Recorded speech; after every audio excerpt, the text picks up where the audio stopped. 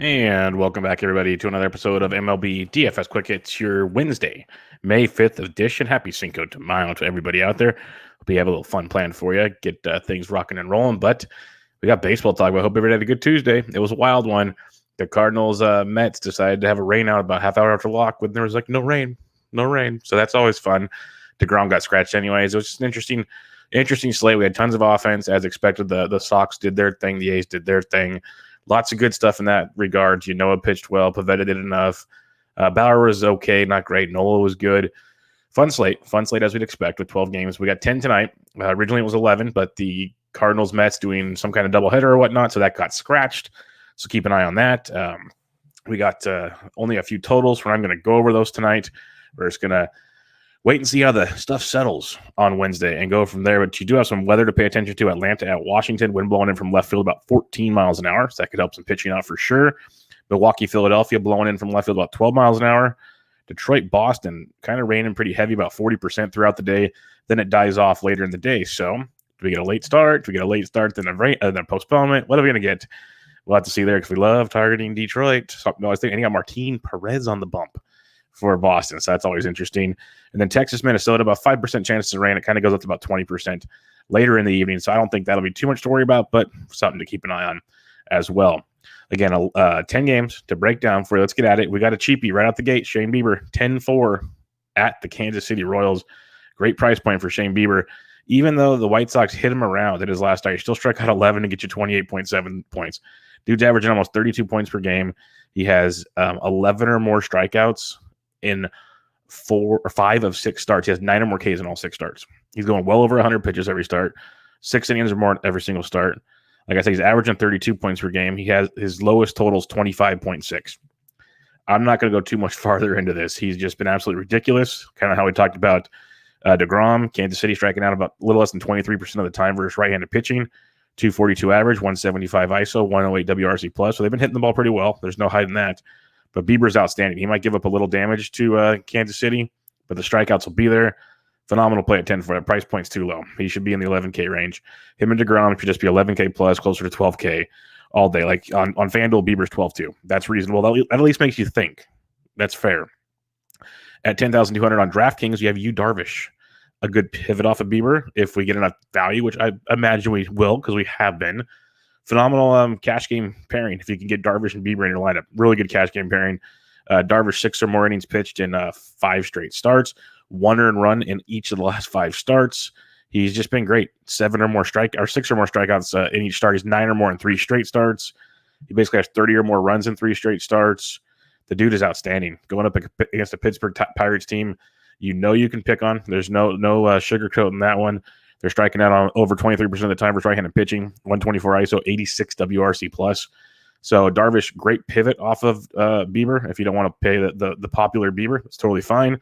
If you'd like to pair them up, phenomenal play as well. So Bieber and Darvish, it's like 1A and 1B. If you just want to play the ownership game and wait till about 6:30 Eastern and kind of see where things are going, play the lower owned guy, no problem at all.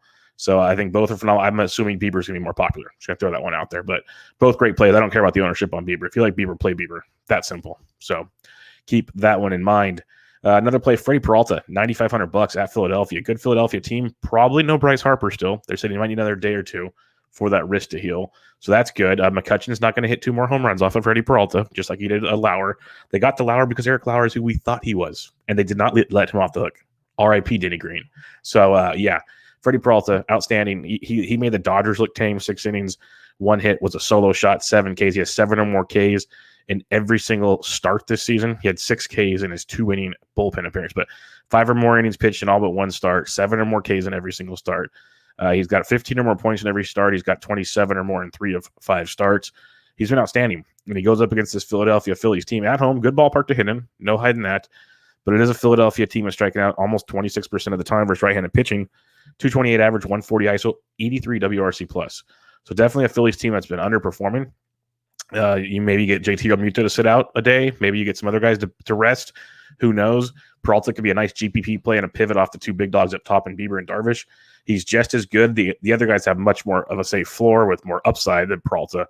But Peralta's outstanding, makes for a good GPP pivot, and it's a good GPP play in general. I want the other 2 in cash. I don't want Peralta in cash.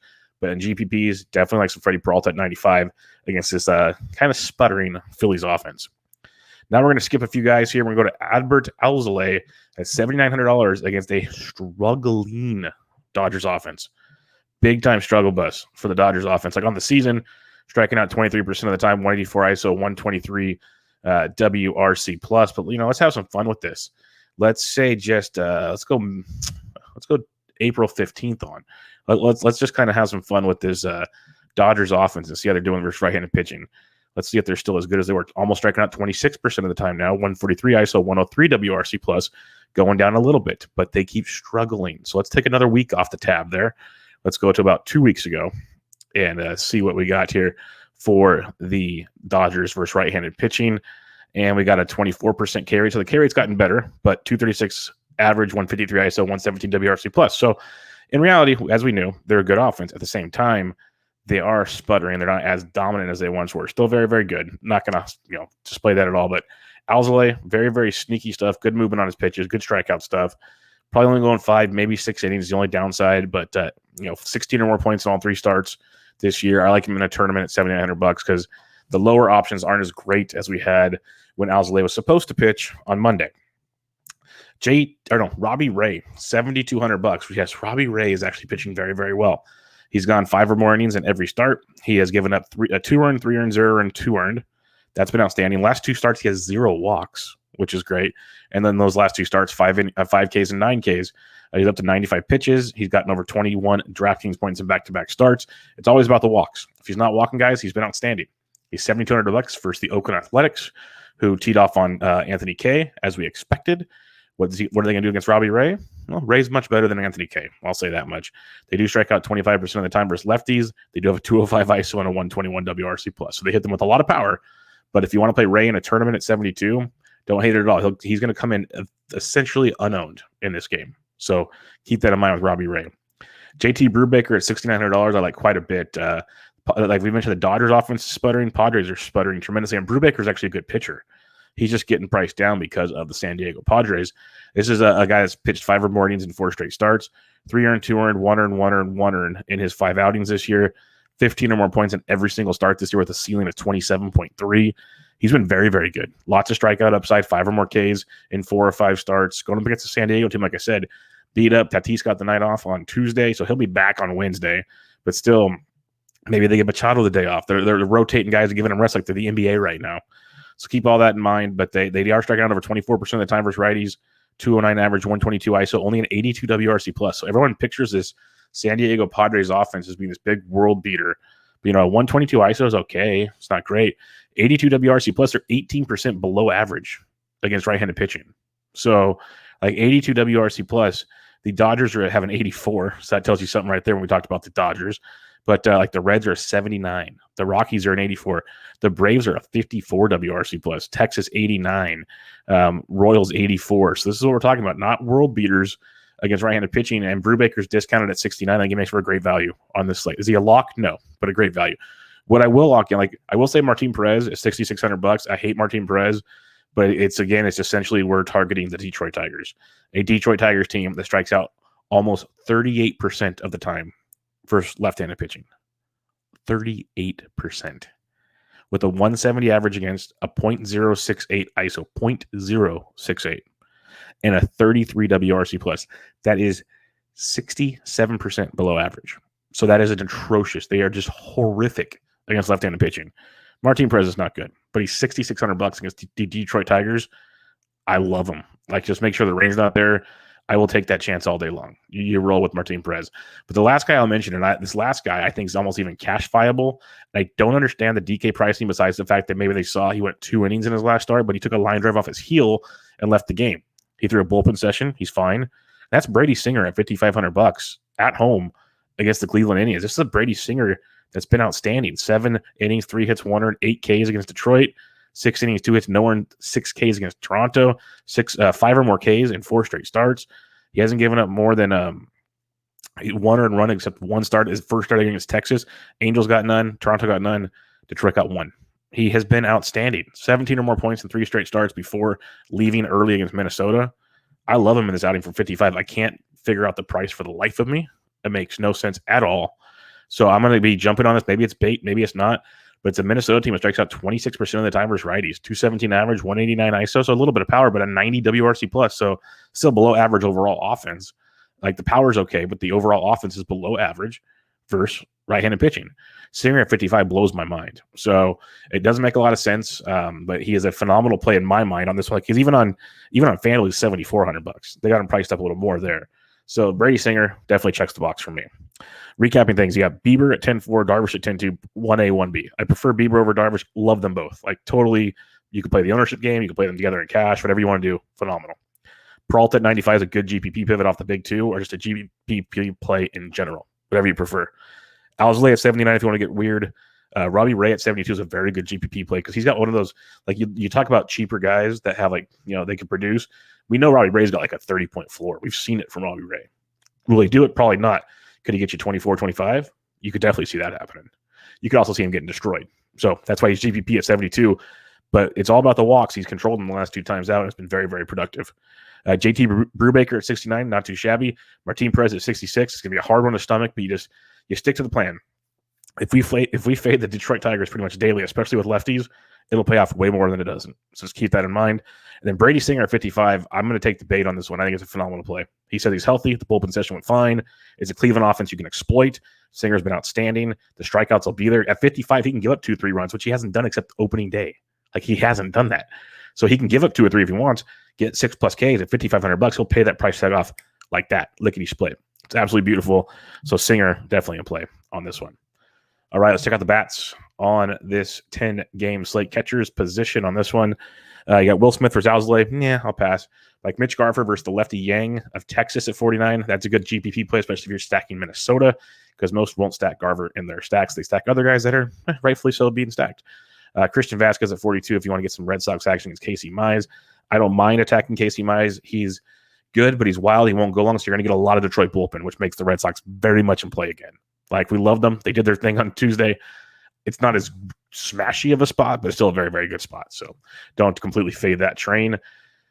Cheaper plays, you got Higashioka. It's not bad. I don't hate it. Maybe Keibert Ruiz gets to start, but I'm pretty sure he just got called up to be the 27th man. He'll be sent down again on after the games on Tuesday or Wednesday morning. So keep an eye on him. A few others as you get cheaper. Francisco Mejia. It looks like Ohtani is taking the bump for the Angels, but he was not listed on the pitchers. So keep that in mind. He won't be on here. So see what Ohtani's price is, because that could be very interesting against Tampa Bay. If it's like that 75, 76 range, like it was the other day, we're back on that train. So that'll be definitely one to hit us up in the Slack chat to get free into the Slack chat. We'll talk about that if the Ohtani stuff comes up. Just hit me up on Twitter at BDentric. We'll get you hooked up with all that good stuff. So Ohtani is an interest you want to keep a track of with Tampa Bay. A few other ones to keep in mind if you're going cheaper. William Contreras, we talked about him yesterday for at $2,800. Got you 9 DK points.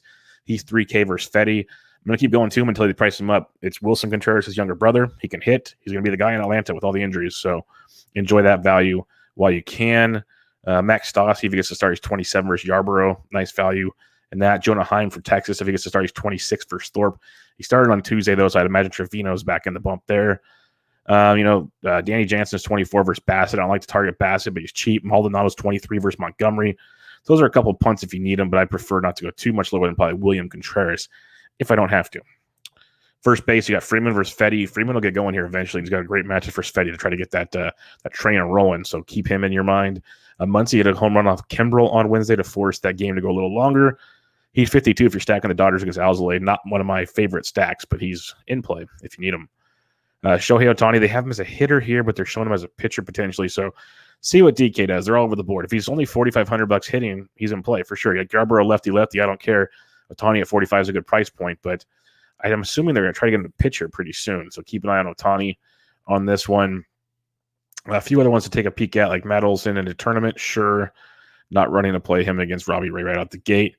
But like Nate Lowe against Thorpe at 36, I like quite a bit. Good value on Lowe. Thorpe, I don't see him going too long into the game. Then you get the bullpen. Lowe, back-to-back double-digit games. He's been playing very, very well. So Nate Lowe at 36, definitely on board there.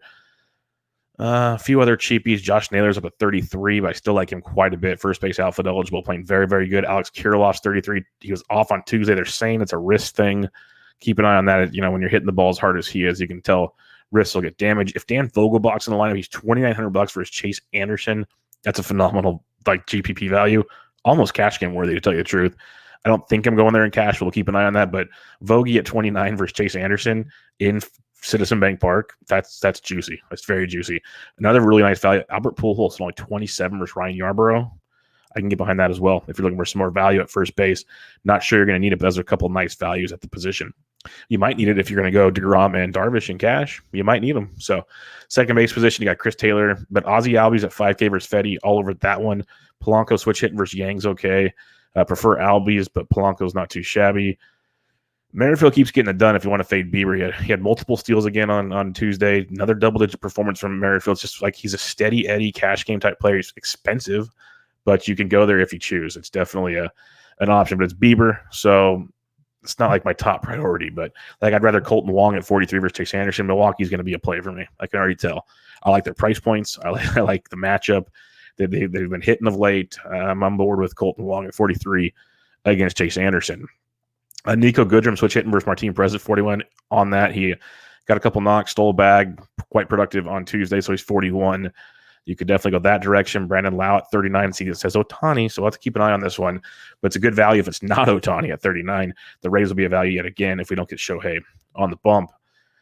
A few others like Jake Cronenworth versus Brubaker at 28. I'm going to keep going back to him because I know the talent's there. Josh Harrison at 35 versus Fried. If you're fading Fried, returning from the IL, Josh Harrison's a good value. Just remember the wind blowing in from left kind of negates some things, but still that's a good price tag on Harrison at 35.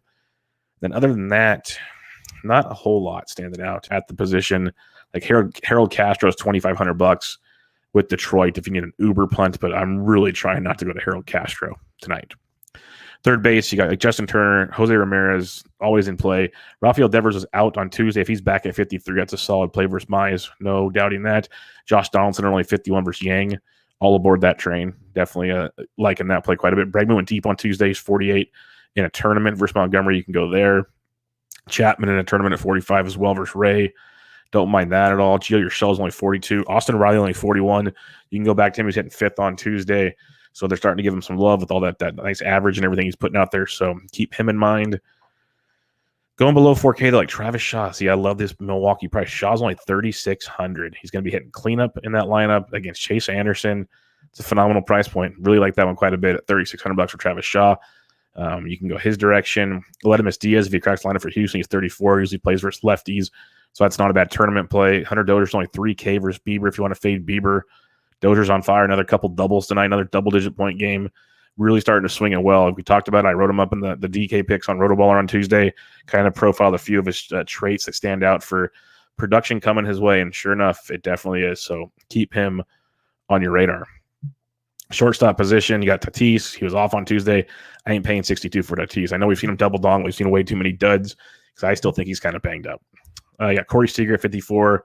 But like Xander's still at 52. Just keep playing him instead of these other guys. Like the other guys are good. They're going to be productive, but Xander's just so damn good. He went deep again on Tuesday. That's his fourth straight double-digit DraftKings point day. He's a beast. And you're going to get Mize and a bunch of that Detroit bullpen. Bogarts at 52 is a phenomenal play. Just save some cash if you're going to pay up. And you usually have to pay up a shortstop. Bogarts at 52 is pretty good. Polanco at 49, I mentioned him already. I'm still a believer in Gleyber Torres. He's up to 48, though. I like him. He's a lot cheaper. But I believe that he's going to get off the schneid, 7 or more points in 5 straight games heading into Tuesday. Didn't get to see what he did on Tuesday quite yet, but he's been slowly getting productive, but the price tag's coming up as well, which kind of is a bummer. Trey Turner is down to $4,700, so this gets my attention. Like I love Bogarts at 52. If you want to go Trey at 47 versus Fried, I can totally get behind that as well. I prefer Bogarts, but Trey at 47 versus lefty Fried, I can see that being quite productive. I don't, Fried coming back from the injury, how long does he go? How effective is he going to be? Lots of questions to be answered there. IKF's only 42 versus Thorpe. Swanson's only 43. Both cheaper plays that are worth a look. Mentioned Nico Goodrum at 41. Joey Wendell, depending on who Anaheim's throwing out there at 38, could be worth the look for you. But see, again, now cheapies aren't that great. Like maybe Jose Iglesias at 29, not in love with it though. As usual, I kind of want to pay up at the position. Like basically Bogarts and Trey Turner stand out as some really good pay up spots at shortstop on Wednesday. All right, head into the outfield on this one. Going to have some definite choices to go through. Acuna went deep on Tuesday. He's only 50. His price tag went down to face Eric Fetty. Yeah, sign me up. Buxton went deep. His price tag went down to face Yang at 57. I like that even more than Acuna. That's an outstanding look. You got Trout at only 56 versus Yarborough. So Acuna, Buxton, Trout. Going to be Buxton, Trout, Acuna in that order if you're paying up. But then you got Wo Nelly, Nelson Cruz versus a lefty at home at 54. You guys know the drill. If you're a regular listener to the show, you know the drill. So, yes, boomstick, going deep on a Wednesday. So you got to love that stuff. Aaron Judge, not a bad play at 52 versus Garcia. I like Garcia a lot, so I'm not actively going to stack him, but he's at 52 and Stanton's at 47. It's just one of those things like you kind of want to get at least some of that, like Stanton went deep on Tuesday. I prefer Stanton over Judge every time out, but when Judge goes off, he goes off in a big way. Like you look at his game logs, it's like 25, 32, 0, 0, 0, 21. He goes, it's all or nothing with he's either in court or he's out of session. That's pretty much how Judge works there. Laureano at 49, if you're paying up, don't hate it. Grisham at 48's got some cash appeal. Soto's back, but apparently he can hit, but he can't throw. So I don't know why they activated him, but they did. So if he's in the lineup at 46, he's in play because he loves to hit, period, and especially lefties. But see if he's in the lineup. Franmil Reyes, if you're not using Singer, Franmil at 46, keep riding that hot bat. He's been very, very productive, so don't slow down that one. Going down farther, like Verdugo went deep on Tuesday at 42. He's definitely in play again. He's cash game viable pretty much every night for me at his price points, and he's a part of all your stacks with Devers, Bogarts, JD, you name it. Verdugo should be in those stacks for sure. A few other guys to look at, maybe a Rosarena, depending again on the Angels pitcher. I like Tampa Bay if it's the right matchup. They're even hitting Cobb a bit on Tuesday, so that's just you got to make sure the matchup suits. But it is a good spot for the Rays, whose offense is annoying, but it is what it is. Eddie Rosario had the night off on Tuesday. If he's in the lineup and you're not using Singer, he's 37. It's a very good price point to get some nice action there. Meadows is down to 34. It's a great price point for Austin Meadows. If you're fading the Angels pitching, a really good price tag at 34 for Austin Meadows. Josh Naylor, I mentioned him at 33. Kirilloff at 33. Like both those values quite a bit. If Locane's in the lineup, if you want to play Locane at 32 versus Anderson, get another cheap piece of Milwaukee. Zero problem there, as Locane had a nice return on Monday for double-digit points. I don't believe he played on Tuesday. I have to double-check that, but I didn't see him doing anything if he did. So Locane at 32. A few other ones down here. Like Aaron Hicks is only $3,200. Robbie Grossman is 31. He had a nice game on Tuesday. Had a couple steals, I believe, some runs scored. So if you want some value with Grossman at 31, zero problem with that at all. Justin Upton's down to 31. We mentioned Pujols is only 27.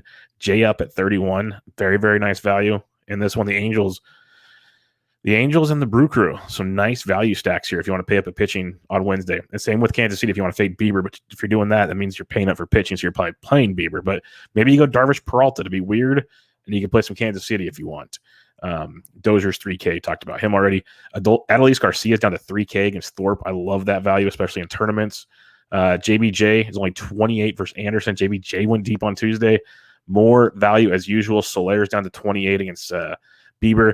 Remember it's Stephen Piscotty week. 6 lefties this week. Here's the third one. Robbie Ray. Piscotty's down to $2,800. Tournaments only, but he's down to $2,800. Willie Calhoun went deep on Tuesday. He's 27 versus Thorpe. Pache's 26 if you need a value. Brett Gardner's 26. Yeah, you can pay it for pitching as usual. The position. Tyrone Taylor, who was crushing it before he went back to the minors for a day for Yelich to come back. He's $2,400. If he cracks the Brew Crew lineup, he's 24. That's just crazy. So yeah, value, tons and tons of value, as you'd expect on these slates. The last one, I think I went past him because he's moved up in price. But let's see what my boy Yadiel Hernandez is at. He had a down Tuesday, but if he's still cheap, I got no problem going right back to my boy. Where are you, Yadiel Hernandez against Max Fried? He might not play. He's $2,900. So see if he's in the lineup. Lefty. He doesn't start versus lefties, but someone to definitely keep in mind. All right, if you're recapping the pitching on this slate, Bieber 10-4, Darvish 10-2, 1A, 1B. Pick your poison. Either way. Peralta's a nice $9,500 GPP pivot off the two. You got Alzolay at 79. If you're making a lot of lineups and tournaments, use some of him. Robbie Ray at 72, very intriguing GPP value. Brubaker at 69, Perez at 66. Keep targeting Detroit. Keep doing it. It doesn't taste good, but do it. And then Brady Singer at 55. I just can't figure out that pricing for the life of me. Makes 0 sense at all. So I'm all aboard that train. If you're stacking it up, Minnesota versus Yang, don't mind Texas versus Thor, but Minnesota's outstanding. Boston and Detroit are both in play. Milwaukee versus Anderson, love that one. The Angels versus Yarborough is a very, very good one as well. So that Milwaukee and Anaheim combo is super cheap. So that's something to definitely keep in mind as you're building things up. But that'll do it on a Wednesday. Again, follow me on Twitter at BDintric. Get you all the goodies there. If you need to get in the Fantasy DJ and Slack chat, just hit me up with your email. We'll get you in there for free. If you'd like to rate and review the podcast on iTunes, I'd much, much appreciate it. MLB DFS Quick Hits. We got Benched with Bubba, episode 367. Bubba and the Bat Flip dropped for you guys late Tuesday night. So go check that out. I'm recording with Paul Sporer on Wednesday, talking April pitchers, studs, and duds. Got another special one coming up on Thursday. So make sure you check out Benched with Bubba if you're playing season long.